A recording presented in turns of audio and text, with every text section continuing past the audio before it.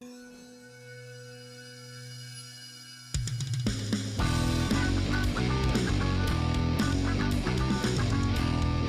the years, I'm amazed that so many great artists have never been recognized for their true talent.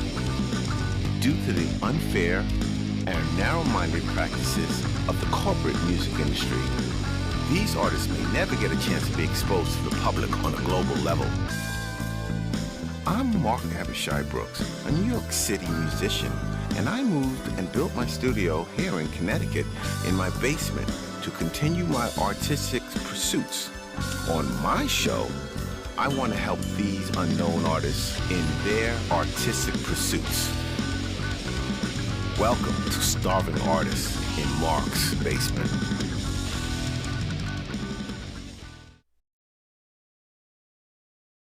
Good evening, everybody. Welcome to Starving Artists in Mark's Basement. Hey! Today we have Mr. Fred Kimmel. And Fred is going to share some songs with us today. He's a great artist. I've known him for a few years. And we're going to start off with two of his compositions, Sad Eyes and Just You and Me.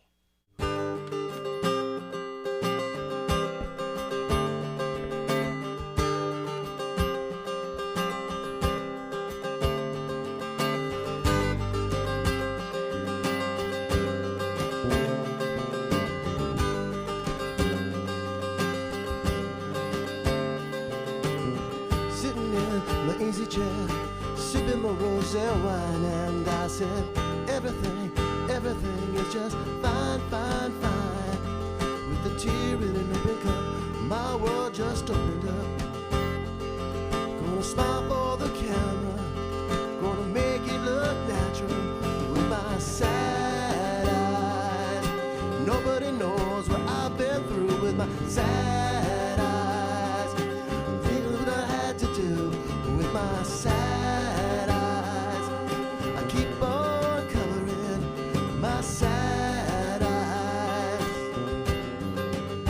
I'm sitting in my easy chair, sipping my rosé wine, and I said, everything is just fine, fine, fine. With a tear in an open cup, my world just opened up. I'm gonna smile for the camera, gonna make it look natural with my sad eyes. Nobody knows, nobody shows my sad eyes. I did what I had to do with my sad eyes. No coloring my sad eyes. One, two, three, and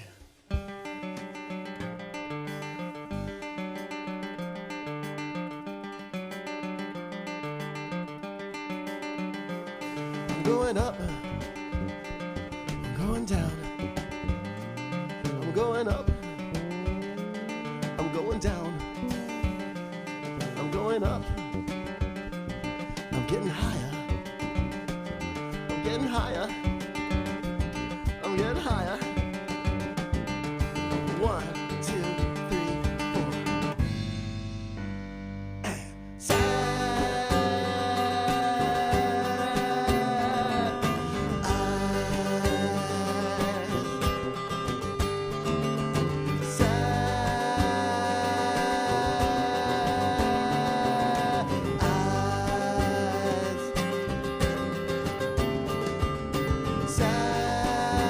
Oh,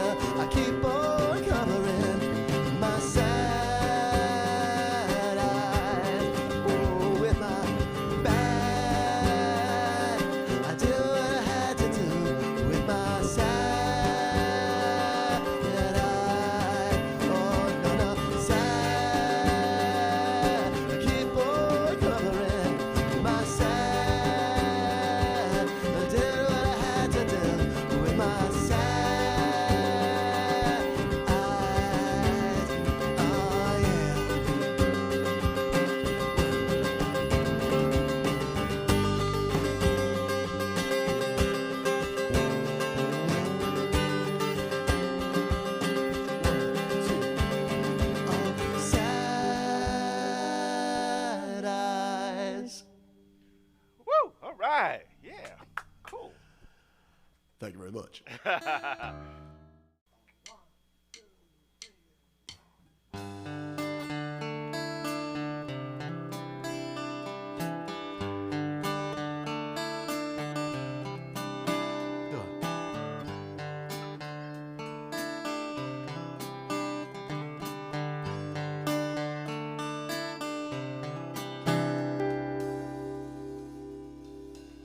Well, think of what it could be if it were just you and me. Think of all that stuff we could have if we let go of the past. Well, we could follow our dreams to our destiny. We could find out what it all means if it were just you and me. I call you up, you don't answer the phone. Don't know where you are when you're not alone. The clock keeps on ticking while I'm here all alone. I guess I'll go right on home again, it's time to go. Just you and me, that's all that I see. You and me, I'm telling you, can't you see? You and me. What a perfect world it would be if it were just you and me.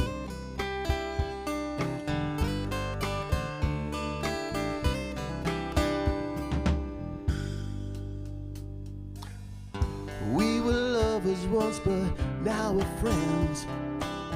Thought it would last till the bitter end.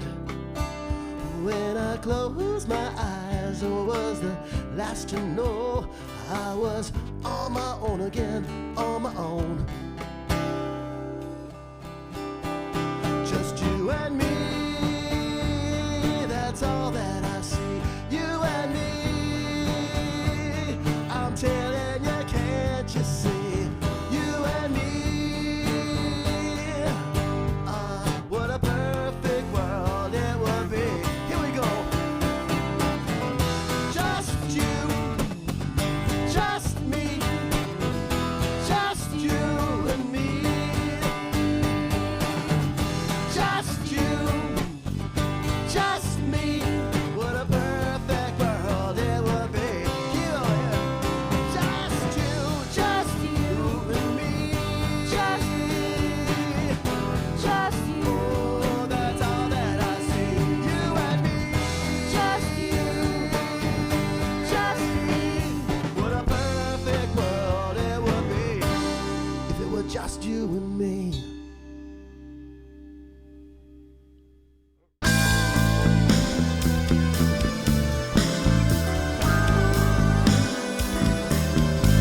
Welcome to Starving Artist in Mark's Basement. And my guest today is the renowned Fred Woosh Kimmel. How you doing, Fred? Mark, it's great to see you. How you doing? I'm okay. Friend- I'd like our audience to get to know you. So I just wanted we could talk a little about you and your music. Your music appears to be a combination of different influences. How would you describe it? So, what were the different influences that I had? I guess the first influences I had really were my parents and my brothers. My parents are both jazz musicians, and they were always playing. There's always music in the house, and my brother turned me on to all this really cool music when I was very young, and then I saw the Beatles when I was 4 years old in A Hard Day's Night, and I wanted to be a Beatle. And that was the beginning of it all. Changed my life at 4 years old. What artists have influenced you the most? Okay, well, of course, we start with the Beatles because that was just it was like a miraculous experience seeing the first chord hit in the movie theater. Then after that, I started learning the guitar when I was about 7 years old, and I saw Jimi Hendrix when I was 9 years old, and I was just like, oh my God, the guitar can do that. And So Jimi Hendrix, where? on TV. Oh, I went to Woodstock when I was it, I want to say how old I was, but yeah, I was a Woodstock baby. But we missed Hendrix, but which is unfortunate. But he definitely was a huge influence. Even though I didn't really learn his stuff at the time, I just the whole sound of the electric guitar at that point just blew my mind. And then, as you grow, it's amazing growing up in a time, in the 70s and the 80s where everything just began to change in so many ways. The whole prog scene of the 70s, I was totally into that for a while. And then the 80s came and there was a whole new wave of movement that I became a techno weenie for a while. And I really just got into the keyboards and into programming and all that. And I've never really been one to follow the trends, though. Have always been very interested in them, which has always been a difficult thing because you get into a vibe where people say, well, what type of music do you make? And I have to think of like all the songs I've written and how different they are. And I can't, for so many years, I couldn't say what it was. Now I could say alternative pop, and it's an alternative. It's what I do. I'm hearing part of your creative process, but could you give us a little more about how you write your music, your process? It varies. Sometimes I will write from an arrangement point of view, where I'll just be sitting down with the computer and the keyboard and I'll just do my drum programming and I'll come up with this arrangement. And as I'm doing that, I'm hearing melodies in my head, and it comes from a musical standpoint and it goes in there somehow like that. And eventually it forms into something. What it will be, I don't know. It's a very interesting, that's one way that I write. Another way that I write is sometimes I just sit down with a guitar and I just sit there and play for a while. And eventually you come up with something, and that's the most organic way, I think, of coming up with something anyway, when I want to compose music. Or the piano, it's the same type of thing. You just come up with progressions, and then you hear melodies in those progressions. And then I think in writing a song, you want to create a story or an imagery for somebody, and that is something I can't even say where that comes from. And sometimes that comes before the music does. So there's really no concrete way to say exactly what it is. It's definitely, it comes from a higher place. I think that it's really a matter of trying to tune in with some type of thing that hits you to create something. It's like, it's having a vision, but the vision is within the audio rather than the visual. Okay, so now you say a higher place. Is this what makes you feel passionate about your music, or? Oh, without a doubt. Yeah. I love what I do. I love to write. I love to compose. I love to put things together. And the greatest thing about getting a little bit older is that I'm a lot more humble about it when I have to rewrite it. And that's the hardest thing, is to say, maybe what I did wasn't perfect. There's more that I can do to it. And lately I've been collaborating with a lot of different people, and collaboration really helps that, because you have a second ear if you can be receptive enough to accept the criticism sometimes.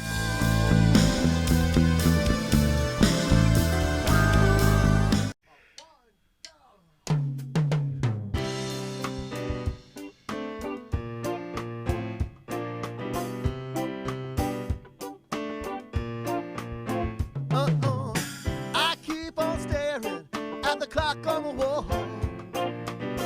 I look in the mirror, oh, it don't matter at all.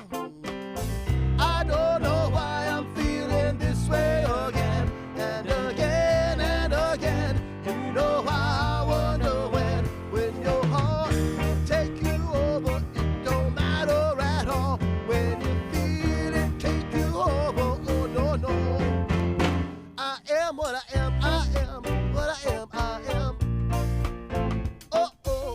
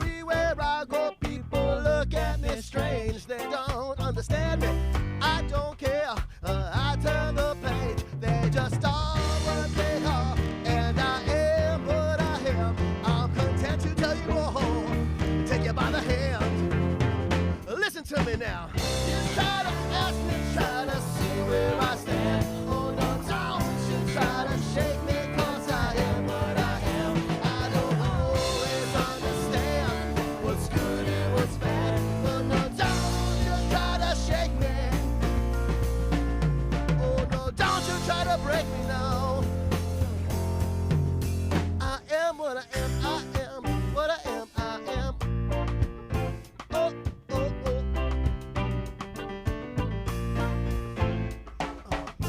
I am what I am, I am what I am, I am what I am, I am. I am what I am, I am what I am, I am what I am, I am. I am what I am, I am what I am, I am what I am.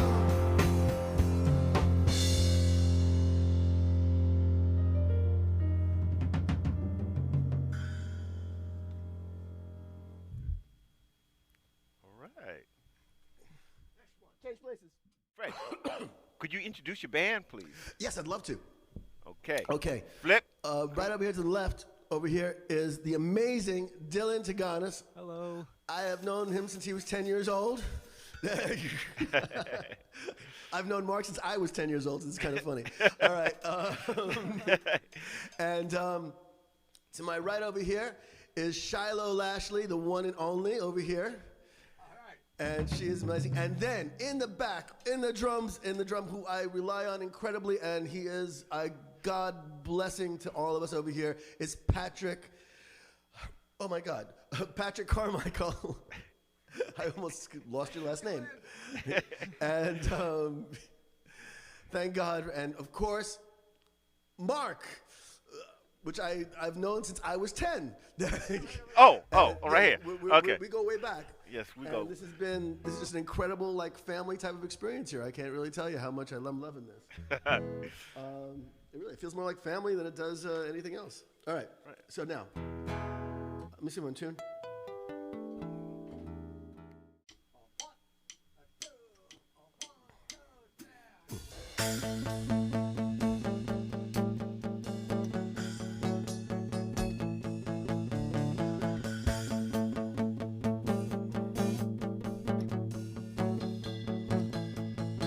Oh Lord, oh Lord, oh Lord, oh Lord, oh Lord.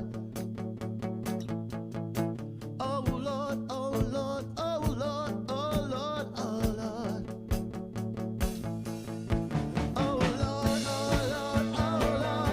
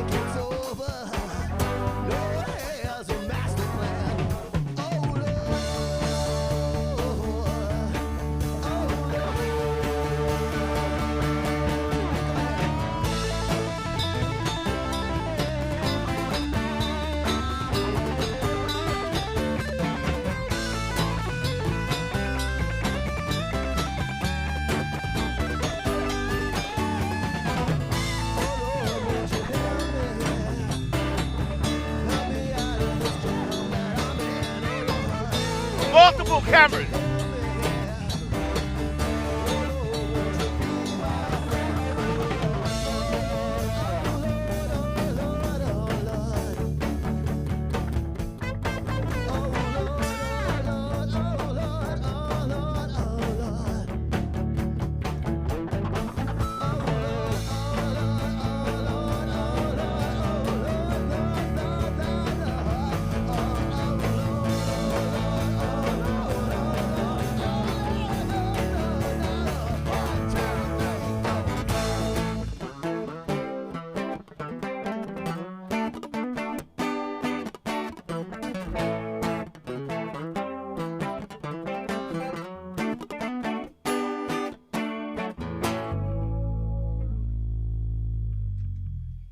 Woo! All right.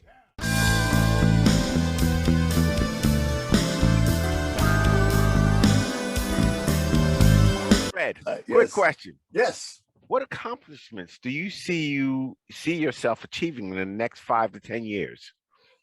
It's a good question. Besides the private jet and like the multi-billion-dollar industry, I think what I really want to do in a realistic type of perspective, hopefully a realistic perspective, is the way the industry has been going lately. You cannot really sell CDs anymore.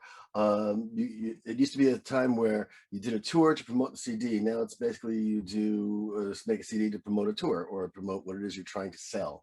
It's such a weird market right now. So the thing is, in the near future, I signed a publishing deal with a licensing company, and if I can get my stuff placements for TV and film, that's where I'd like my stuff to go. And if it leads to having a big following and developing myself as an artist rather than just a composer and a writer for people, that's either way it can work. I'd be really happy with that to be in that venue. It's just as much of a long shot of anything in the music career, because anything you do artistic is always going to be a gamble. Right. But at the same point, so where I could see myself really is getting enough placements that I can continue to do the music I love to do, and that's really it. And hopefully be self-sustaining enough to be mega successful. Now, most people don't know, but I've known Fred for a long time. I mean, I've Forever. literally known Fred for 50 years. That's unbelievable. That tells how old we are. Yes. Fred and I met in the Bronx in PS 108. Yes, 108. That's right. Yes, Yes. that's right. Yeah.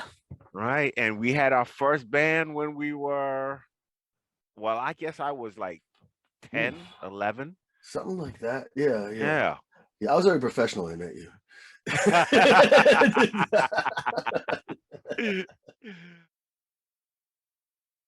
Fred, Yeah. tell me about one of your favorite performances that you That can one, remember. that's the easiest question. And it's the weirdest one for me to answer, because a lot of people will give you like this, well, when I played the God, when I played Jones Beach Theater, oh my God. But honestly, the most wild favorite thing I can remember was when we were in junior high school or intermediate school in the 8th grade. I did a performance with my band Blue Thunder. We had T-shirts that had Blue Thunder on it, and I did Pinball Wizard and I'm Free from Tommy, and 400 screaming girls in the auditorium of the junior high school, like I never heard before. As I was playing the whole song, it was like, oh, I was like, oh my God, we're the Beatles, right? We're playing, and I looked to the right, and my math teacher, I'm not going to give her an exact name, it was Mrs. K, but Ms. K, and I'll never forget, she fainted right in front of me on the right. It was like, and I was like, and somebody came up to me and was like, oh, she wasn't feeling well. I was like, no, that's not what happened. So Ms. K fainted in front of me, like everybody's screaming, and it was like this incredible performance, and I couldn't believe how well this went. I was like 13 years old. It was like, my God, I'm a rock star. And then the show was over, and this guy who was huge. He was like basically one of those bullies like everybody was afraid of. And he walked up to me. I'm not gonna his last name. His name was Hector. He walked up to me and he just said, "You played Pinball Wizard just like the record." And then he paused, and I'm just like, "Oh God, now he's gonna hit me." And it was just, I don't know what is gonna happen because he's not smiling. He's just like stern, and he just looks at me and goes, "If anybody F's with you, they F with me." And I had a bodyguard in the 8th grade, so that's the story. I can't believe that happened to me.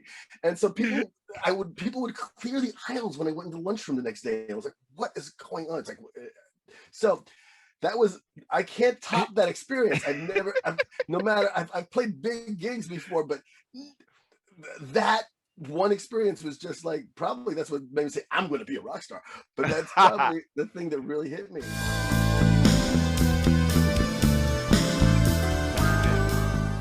All right, so the next song I'm going to do is a song I wrote quite a few years ago called Kitty.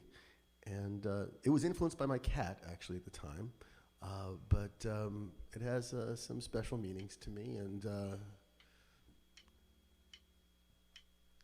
it's about the poor little kitty. All right, are we ready? We're ready. Yep.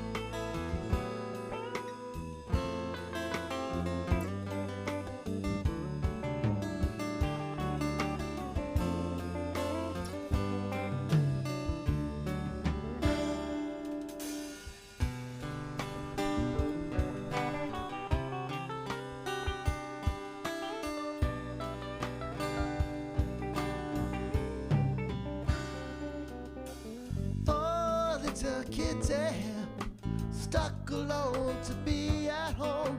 Everyone is outside or asleep. Gotta get outside, feel the tide. Seek emotion, seek emotion, seek emotion on the street. Your ears start back and you run away from every little thing.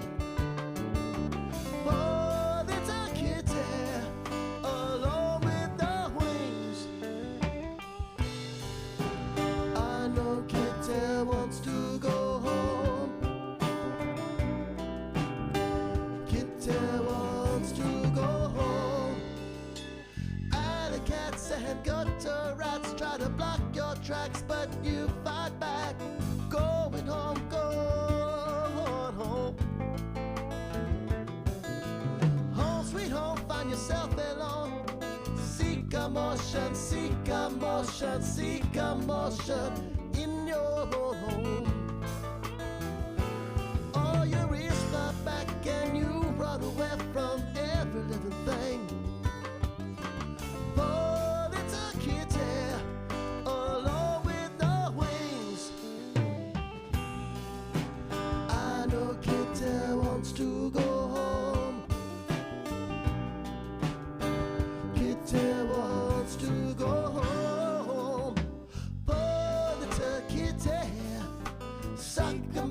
Seek emotion, seek emotion.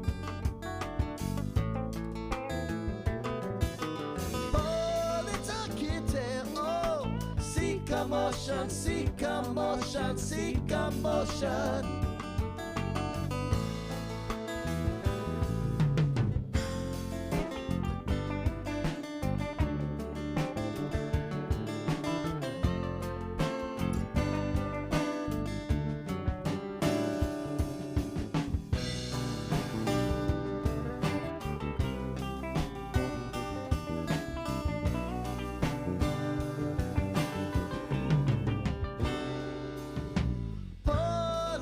Kitty, seek emotion, seek emotion, seek emotion.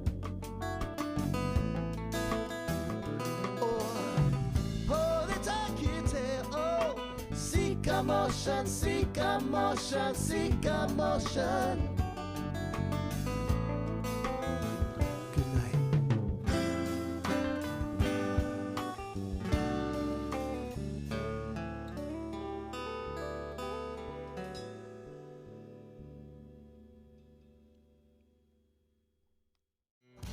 I hope you have been enjoying Starving Artists in Mark's Basement. I would like to take a moment to ask you to please consider donating a tax-deductible charitable donation to King of Glory Tabernacle, a 501c3 community-based organization that provides caring programming to people in need in the local community. The outreach KGT provides extends to children, youth, adults, and families, as well as fund the much-needed repairs to the building where the outreach is headquartered. You can donate by using Cash App $KGT 2019 or mail a check payable to King of Glory Tabernacle, 2019 Grand Avenue, Bronx, New York 10453. Please be sure to note Friends of Starving Artists in Mark's Basement in the memo section. Thank you in advance for your generosity.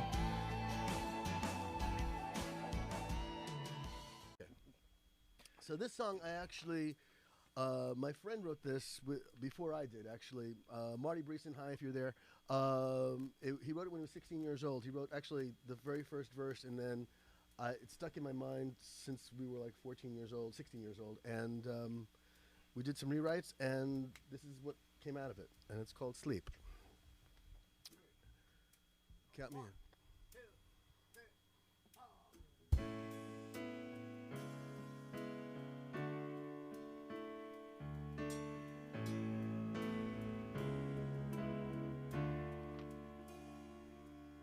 Sleep, be quick tonight. Come ease my mind from painful recollection. Oh, my body yearns for your touch, but you won't be here to warm me with affection. Oh, sleep.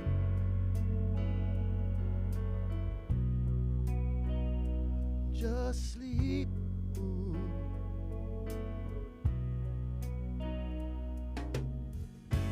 Sleep. I can't close my eyes. I keep on trying and trying, but I lose my perception. Well, I can't take it now. Ooh, I'm all alone. I don't need anyone. You're just my obsession, so I sleep.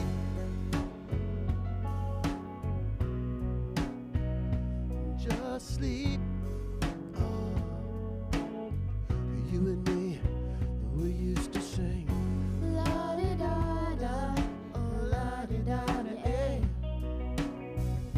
La di da da, oh la di da da, eh.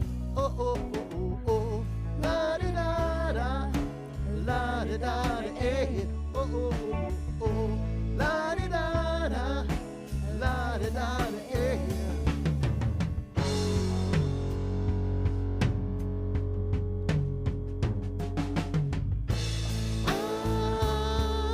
I don't know why, I really don't. I can't close my eyes, oh yeah. I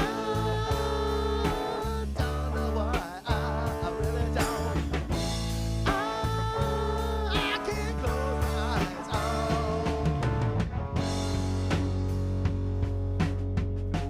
oh, here we go. Sleep, dreams, dreams through the night. Oh, well, now my mind keeps playing tricks on me.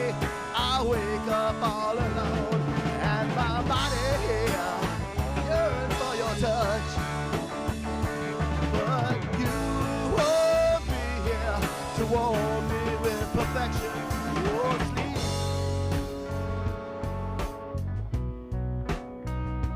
Just sleep.